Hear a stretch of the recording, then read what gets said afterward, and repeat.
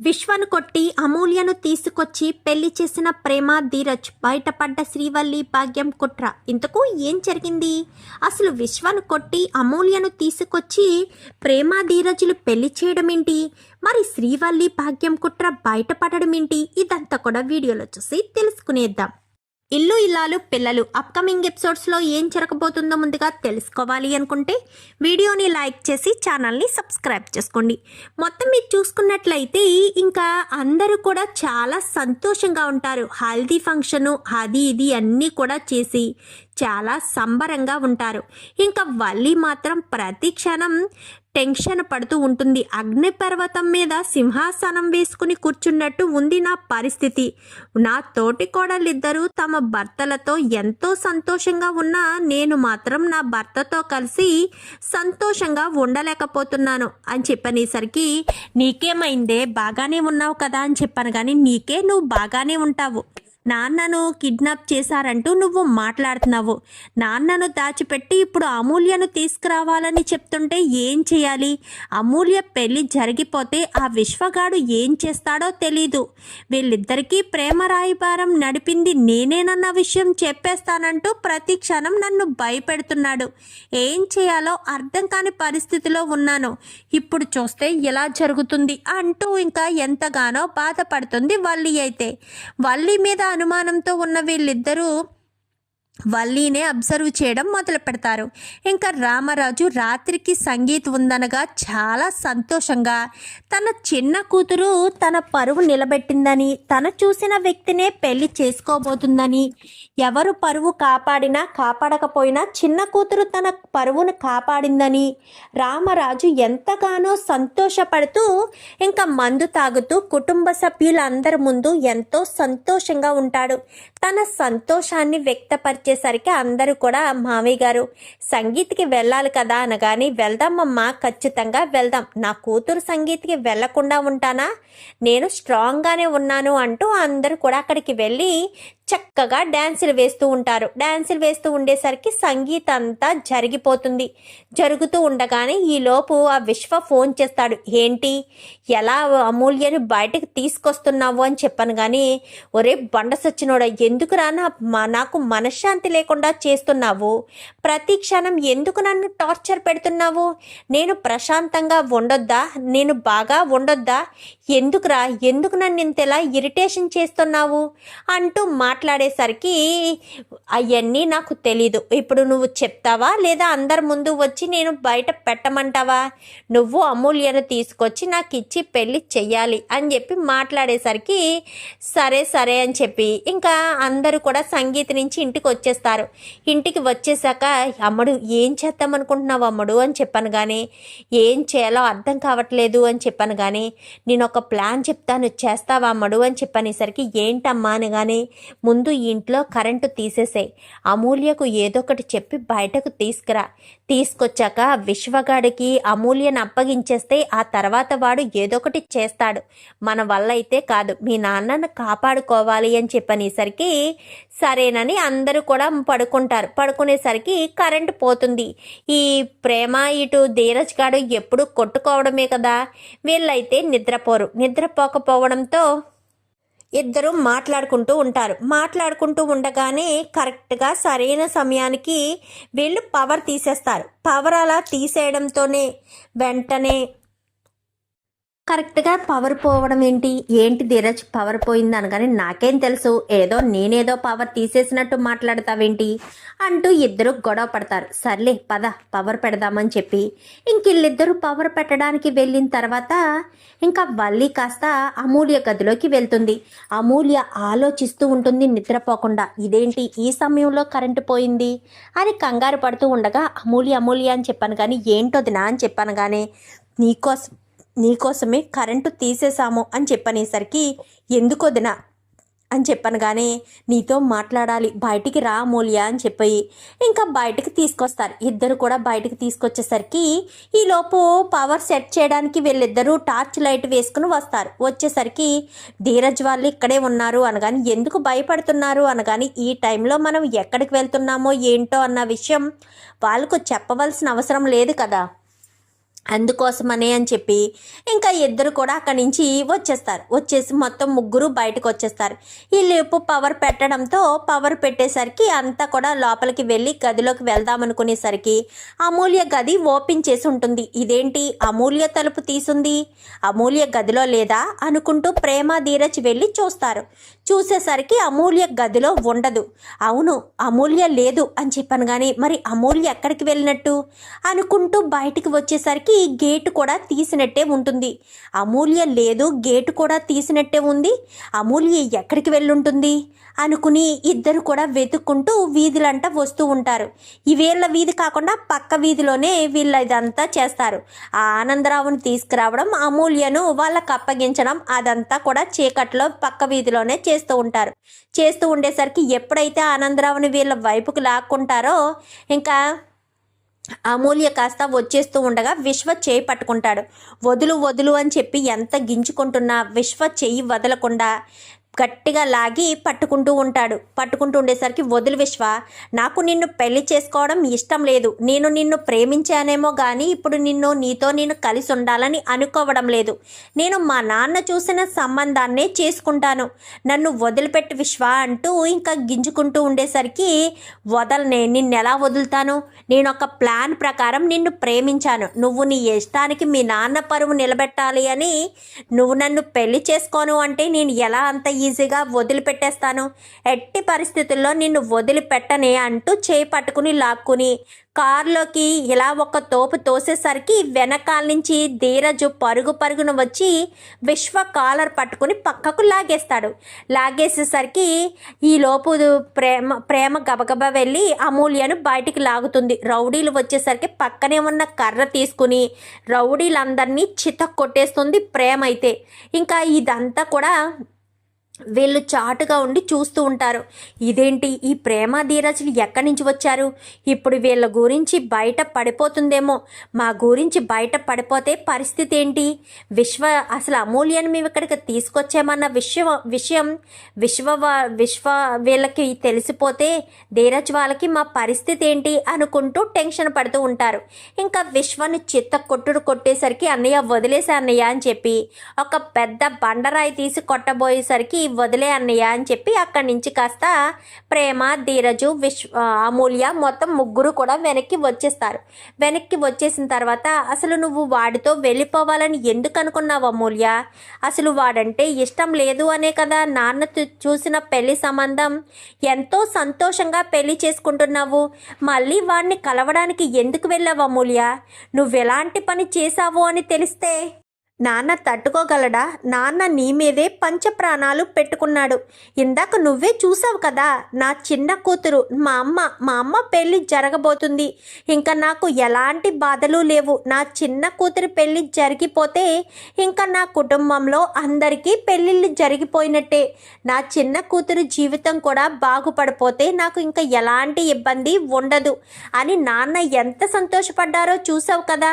మరి అలాంటిది ఆ విశ్వగాడితో వెళ్ళిపోవాలన్న ఆలోచన నీకెందుకు వచ్చిందమ్మా అని చెప్పనేసరికి ఏం మాట్లాడుతున్నావు అన్నయ్య, నేను విశ్వతో వెళ్ళిపోవాలని అనుకోవడం ఏంటి, అసలు విశ్వాన్ని మర్చిపోయిన తర్వాతే కదా నేను అంత సంతోషంగా ఉన్నాను, హల్దీలో కానీ మెహందీలో కానీ ఎక్కడైనా సరే నేను ఎంతో సంతోషంగా ఉన్నాను కదన్నయ్య, మరి నేను ఆ విశ్వతో వెళ్ళిపోతాను అని ఎలా అనుకున్నావు, అసలు నా గురించి అలా ఎలా ఆలోచించావన్నయ్య అని చెప్పనేసరికి ఏంటమ్మా ఏంటి నువ్వనేది, అంటే నువ్వు విశ్వతో వెళ్ళిపోదామని అనుకోలేదా, మరి అంతవరకు నువ్వెలా వచ్చావు అనగానే నేనెక్కడ వచ్చాను, నన్ను వల్లి వదిలేది తీసుకొచ్చింది, కరెంటు తీసింది వల్లి వదిలేనంట, నా కోసమే కరెంటు తీసానని చెప్పి నా చెయ్యి పట్టుకుని బయటకు తీసుకొచ్చి విశ్వకు అప్పగించింది, వాళ్ళ నాన్నను విశ్వ బంధించినట్టున్నాడు, వాళ్ళ నాన్నను విడిపించుకోవడం కోసం నన్ను తీసుకొచ్చి విశ్వకు అప్పగించింది అన్నయ్య అని చెప్పి మాట్లాడేసరికి ఒక్కసారిగా షాక్ అయిపోతాడు ధీరజ్ అయితే, ఇటు ప్రేమ కూడా షాక్ అయిపోతుంది షాక్ అయిపోయేసరికి ఇంకా సరే అమూల్య నువ్వు వెళ్ళు అని చెప్పి లోపలికి పంపేశాక అసలు వల్లి వదిన ఎలా ఎందుకు చేస్తుంది ప్రేమ, ఎందుకు నాన్న పరువును తీయాలని చూస్తుంది, విశ్వను అమూల్యను కలపాలని ఎందుకు అనుకుంటుంది వల్లి వదిన, అసలు ఇదంతా ఎందుకు చేసింది ప్రేమ అని చెప్పనేసరికి అదంతా నాకు తెలీదు, కానీ ఏదో జరుగుతుంది, ఏదో చేస్తుందని మాత్రం నాకు అనుమానం కలిగింది. అనుమానానికి తగ్గట్టుగానే వల్లి అక్క ఎలాంటి పని చేసింది. ఇప్పుడు ఈ విషయం వెంటనే నాన్నకు చెప్తాను అనగాని, వద్దు ధీరజ్, ఇప్పుడు చెప్పడం అంత మంచిది కాదు. ఎందుకంటే మావయ్య గారు అమూల్య పెళ్లి చేస్తున్నామని సంతోషంలో ఉన్నారు. ఇప్పుడు గనక నువ్వు వెళ్ళి చెప్తే మావయ్య గారు బాధపడతారు. బాధపడడమే కాదు, వల్లి అక్కని ఇంట్లోంచి మెడపట్టి బయటకు గెంటేస్తాడు చందుబాబు. అయితే అలా జరిగితే ఆ ఇంటి వాళ్ళ ముందు మనం లోకువైనట్టుంటాము. అందరూ కూడా అడుగుతారు, ఎవరైతే కనిపిస్తారో వాళ్ళని పట్టించుకోరు. కనిపించని మీ వల్లి వదినే వల్లి ఏది అంటూ 1కి 10 సార్లు అడుగుతాడు. అడిగేసరికి అప్పుడు మన పరిస్థితి ఏమవుతుంది? మరి అలా అడిగితే మనం ఏం చేయాలి అని చెప్పి మాట్లాడేసరికి, ఇంకా ఇప్పుడు చెప్పొద్దు ధీరజ్, అమూల్యం మెడలో తాళి పడిన తర్వాత అప్పుడు చెప్దాము అని చెప్పాను. కానీ సరేనని చెప్పి ఇంకా ప్రేమ ధీరజ్ ఇద్దరూ సైలెంట్గా ఆ రాత్రంతా కూడా నిద్రపోకుండానే చూస్తూ ఉంటారు. ఇంకా వల్లి టెన్షన్ పడిపోతూ ఉంటుంది. ఇదేంటి, ప్రేమ ధీరజ్కి నా గురించి తెలిసిపోయింది కదా, తెలిసిన తర్వాత కూడా వాళ్ళు ఎందుకు అంత సైలెంట్గా ఉన్నారు? అలా సైలెంట్గా ఉండి ఇప్పుడు ఏం చేయాలనుకుంటున్నారు? ప్రేమ ధీరజ్ నా గురించి మామయ్య గారికి చెప్పేస్తారా? అలా చెప్పేస్తే మామయ్య గారు నన్ను బ్రతకనిస్తారా? ఇంట్లో ఉండనిస్తారా? ఇంట్లోంచి బయటికి గెంటేస్తారు కదా అని ఎంతగానో టెన్షన్ పడుతూ ఉంటుంది వల్లి అయితే. ఇంకా అలా టెన్షన్ పడుతూ ఉండగానే మరుసటి రోజు అందరూ లేస్తారు. ఇంకా అమ్మ అమూల్య అనుకుంటూ రామరాజు అమూల్య గదిలోకి వెళ్తాడు. అమూల్య నిద్రపోతూ ఉంటుంది. అమ్మ అమూల్య అని చెప్పి నిద్ర లేపేసరికి, నాన్న అని చెప్పాను. కానీ లెగమ్మా, మనం అంతా పెళ్లి వాళ్ళ ఇంటికి వెళ్ళాలి కదా, లెగమ్మా అని చెప్పనేసరికి సరేనని ఇంకా అంతా కూడా చాలా సంతోషంగా లేచి రెడీ అవుతారు. ఇంకా వల్లి కూడా రెడీ అయ్యి బయటికి వస్తుంది. ఇంకా ప్రేమ మాత్రం వల్లి వంక చూస్తుంది. ఏమైంది ప్రేమ అని చెప్పాను. కానీ అది అక్క అని చెప్పనేసరికి, ఏమైందే, ఎందుకంత వల్లిని కోపంగా చూస్తున్నావు అని అనగానే మొత్తం చెవిలో విషయం అంతా కూడా నర్మదకు చెప్పేస్తుంది. ఏంటి ప్రేమ, ఏంటి నువ్వు అంటున్నావు అని చెప్పాను. కానీ అవునక్క, రాత్రి మేము వెళ్ళడం ఒక్క క్షణం ఆలస్యమయ్యున్నా మా అన్నయ్య అమూల్యను ఎత్తుకుని వెళ్ళిపోయేవాడు. అమూల్య మెడలో తాళి కట్టేసేవాడు. మావయ్య గారు జీవితాంతకాలం బాధపడుతూనే ఉండేవారు అని చెప్పి మాట్లాడేసరికి, ఇంత పని చేసిందా ఈ వల్లి అక్కని వదిలిపెట్టకూడదు అనగాని, ఇప్పుడు కాదక్క, ఈ పెళ్ళి అయిన తర్వాత ఇప్పుడు మనం ఏం చేసినా అందరిలోనూ మన పరువే పోతుంది. అలా మన పరువు పోకుండా ఉండాలి అంటే మొత్తం పెళ్ళి జరిగిపోయిన తర్వాత అప్పుడు తాట తీస్తే బాగుంటుంది. ఎన్నిసార్లు చెప్పాము ఆ విషయం గురించి ఎత్తొద్దు అని. ఎన్నిసార్లు చెప్పినా పదే అదే విషయం గురించి ఎత్తి మాట్లాడుతూ ఉంటుంది. ప్రతిసారి కూడా ఇలా చేస్తూనే వచ్చింది. ఇప్పుడు చూడు ఎంత పెద్ద ప్రమాదం తలపెట్టిందో. ఎట్టి పరిస్థితుల్లోనూ వదిలిపెట్టద్దు ప్రేమ, అస్సలు వదిలిపెట్టద్దు. అమూల్య పెళ్ళయ్యేంత వరకు ఓపిక పడతాను, అమూల్య పెళ్ళయిన తర్వాత అస్సలు ఓపిక పట్టను అంటూ చాలా క్లియర్గా, ఇంతకు తెగుస్తుందని అస్సలు అనుకోలేదు అనగాని, ఇప్పుడు కాదులే అక్క, జరిగిన తర్వాత అప్పుడు చూద్దాం, ఇప్పుడు వల్లిని పట్టించుకోవద్దు, ఉండని, ఎన్ని రోజులు ఉంటుందో చూద్దాం, ఈ పెళ్ళి అయ్యేంత వరకే సైలెంట్గా ఊరుకుంటే బాగుంటుంది. ధీరజ్ కూడా చాలా కోపంగా ఉన్నాడక్క అని చెప్పాను. కానీ ధీరజ్కి చెప్పావా మరి, ఇప్పుడు ఏమీ అనొద్దని అనగాని, చెప్పానక్క, పెళ్ళయ్యేంత వరకు ఓపికగానే ఉంటాడు ధీరజ్. పెళ్ళైన మరుక్షణం అప్పుడు ఎలా విజృంభిస్తాడో మన ఊహకు కూడా అందదు. అసలే అమూల్య అంటే ఇష్టం. అలాంటి అమూల్య ఆ పరిస్థితిలో చూశాక మాకు ఎంత కోపం వచ్చిందంటే, ధీరజు విశ్వను చంపేస్తాడేమో అన్న భయం వేసిందక్క. కరెక్ట్గా అమూల్య ఆపడం వల్ల ఆగాడు అని చెప్పనేసరికి, సర్లే పద, మనం ఇక్కడే మాట్లాడుకుంటే అత్తయ్య గారు మళ్ళీ అది లేదు ఇది లేదు అని టెన్షన్ పడతారని ఇంక అన్నీ కూడా సర్దుకుని పెళ్లి వాళ్ళు విడిదింటికి వెళ్ళిపోతారు. విడిదింటికి వెళ్ళిపోయేసరికి ఇంకా అక్కడ అన్ని ఏర్పాట్లు చేస్తారు. మెహందీ కూడా అక్కడే చేసి ఇంకా ఆ రోజు రాత్రికే పెళ్లి ముహూర్తం అనగానే ఇంకా పెళ్లి కూతుర్ని పెళ్లి కొడుకుని రెడీ చేసి ఇంకా అంతా కూడా చాలా చక్కగా రెడీ చేసి పెళ్లి పందిరి ఎక్కిస్తారు. ఎక్కించేసరికి ఇంకా విశ్వ దెబ్బలతో ఇంటికి వస్తాడు. ఏమైందిరా, ఏం జరిగింది అని చెప్పాను. కానీ మొత్తం విషయం చెప్తుంది భద్రావతి. ఆ మాటలు కాస్త వేదవతి వాళ్ళ పెద్దమ్మ విని భద్రావతి చెంప పగలగొడుతుంది. అసలు నీకు బుద్ధుందేంటే? అది ఎవరనుకుంటున్నావే? నీ చెల్లెల కూతురు. నీ చెల్లెల కూతుర్ని ఇంతెలా ట్రాప్ చేస్తావా? ఆ రామరాజు మీద ఉన్న పగ తీర్చుకోవడం కోసం ఇష్టం లేని పెళ్లి చేసి ఆ పిల్లను బాధ పెడతావా? అసలు నువ్వు ఆడదానివటే? ఆడదై చేయాల్సిన పనేనా ఇది? చిచి, నీలాంటి దాన్ని క్షమించకూడదే అనుకుంటూ ఆ చెంప ఈ చెంప వాయగొడుతుంది. వాయగొట్టేసేసరికి ఇంకా వీళ్ళంతా పెళ్లి దగ్గరికి వెళ్ళిపోయారు కదా. అమూల్యను చక్కగా ఇటు నర్మద అటు ప్రేమ ఇద్దరు కూడా రెడీ చేస్తారు. వల్లి వచ్చి జడ అల్లబోతూ ఉండగా ఎక్కడికి వస్తున్నావు, వెళ్ళెక్కడి నుంచి అంటూ తోసేస్తారు. ఏమైంది వదిన అని చెప్పాను కానీ ఏమీ లేదు అని చెప్పి ఇంకా మాట దాటవేస్తారు. దాటవేసిన తర్వాత ఇంకా రెడీ అయిన తర్వాత అంతా కూడా చక్కగా రెడీ అయిపోయిన తర్వాత పెళ్లి కూతుర్ని తీసుకొచ్చి పెళ్లి పీటలు ఎక్కించేస్తారు. ఎక్కించేసిన తర్వాత అంతా కూడా చాలా సంతోషంగా మాట్లాడుకుంటూ ఇంకా అమూల్య పెళ్లి జరుగుతుందని రామరాజు ఎంతగానో సంబరపడిపోతాడు. రామరాజు ఆనందానికి అవధులు ఉండవు. ఇంకా ఎంతో సంబరపడుతూ నా కూతురి పెళ్లి జరిగిపోతుంది, ఇంకా నా కూతురికి ఎలాంటి ఇబ్బంది ఉండదు, నా కూతురు చాలా సంతోషంగా ఉంటుంది, నా కూతురికి ఇంకా ఇబ్బందులు ఇరకాట్లు ఏముండవు, తను బంగారు భవిష్యత్తుకు బాట వేస్తున్నాను, గొప్పింటి వాళ్ళు గొప్ప సంబంధం తీసుకొచ్చి పెళ్లి చేస్తున్నాను అని చెప్పి ఇంకా రామరాజు సంబరపడుతూ ఉంటాడు. ఇంకా వీళ్ళంతా కూడా దగ్గరుండి ఆ 3 ముళ్ళు కాస్త వేయించేస్తారు. వేయించేయడంతో అంతా సంతోషపడి అక్షింతలు వేసి ఆశీర్వదించి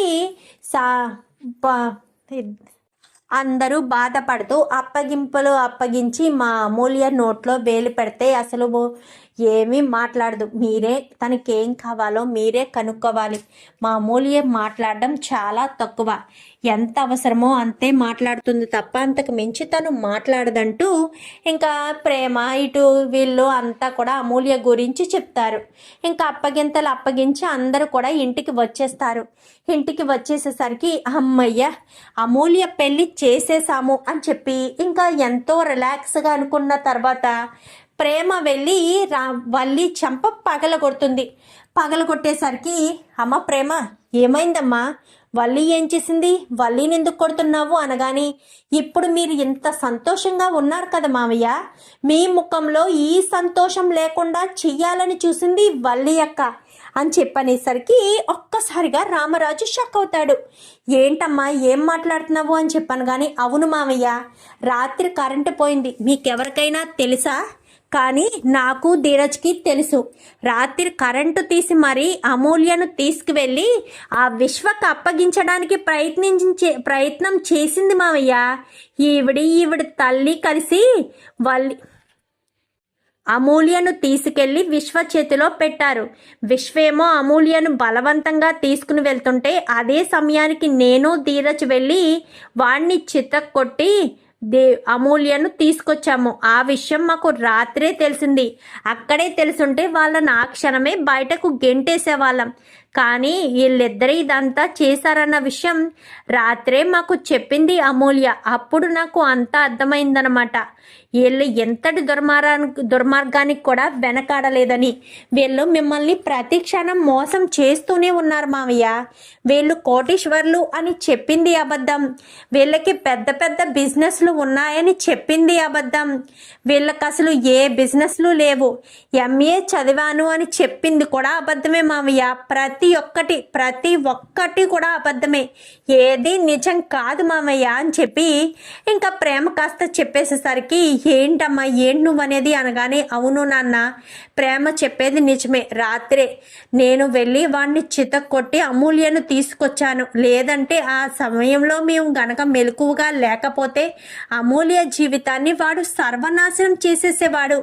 అమూల్యకు ఇష్టం లేకపోయినా చెయ్యి పట్టుకుని మరీ అమూల్యను తీసుకువెళ్ళడానికి వాడు ప్రయత్నించాడు నాన్న. మేము వెళ్ళి అమూల్యను వాడి నుంచి తప్పించి తీసుకొచ్చాం కాబట్టి ఈరోజు అమూల్య పెళ్ళి చక్కగా జరిగింది. లేదంటే నలుగురిలో నీ పరువు పోయేది కదా, నువ్వు ఎంతగానో బాధపడేవాడు కదా, అది అర్థం చేసుకో. వల్లి వదిన అసలు విశ్వకు ఎందుకు అమూల్యను తీసుకెళ్ళి అప్పగించాలనుకుందో అర్థం కావట్లేదు. ఈ విషయం మాకు అప్పుడే తెలిసినా అప్పుడే మేము నిలదీసి అడిగితే నిజం బయటికి రాకపోగా నువ్వు వల్లి వదిన్ని బయటకు గెంటేస్తావు కదా, అప్పుడు అందరి ముందు చాలా ప్రాబ్లం వస్తుంది. అందరూ కూడా ఏదో మీ పెద్ద కోడలు ఏది అని అందరూ కూడా నిలదీసి అడుగుతారు కదా నాన్న, అందుకోసమనే ఇంకా నేను అప్పుడు చెప్పలేదు అంటూ మాట్లాడేసరికి ఇంకా వల్లిని అడుగుతాడు. అడిగినా కానీ వల్లి ఏ సమాధానం చెప్పదు. అసలు నా కూతుర్ని తీసుకెళ్ళి విశ్వకు అప్పగించవలసిన అవసరం ఏముంది? నువ్వు మీ అమ్మ కలిసి నా కూతురు జీవితాన్ని నాశనం చేద్దామనుకున్నారా? అంత పకడ్బందీగా ప్లాన్ చేసి మరీ కరెంటు పోయేటట్టు చేసి ఇదంతా ఎందుకు చేశారు? అసలు ఆ విశ్వగాడికి ఎంత కమ్ముడిపోయారు మీరు.